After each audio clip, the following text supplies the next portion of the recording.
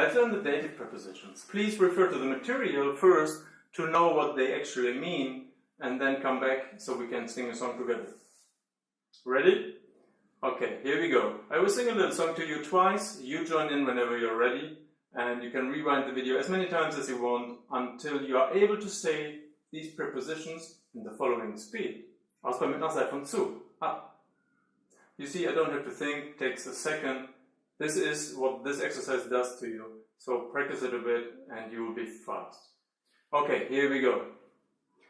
Aus bei mit nach, seid von zu, immer mit dem Dativ, dem, der, den, ab.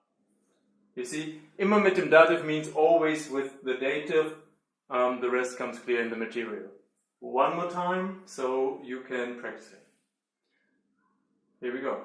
Aus bei mit nach, seid von zu, immer mit dem Dativ, dem, der, den, ab.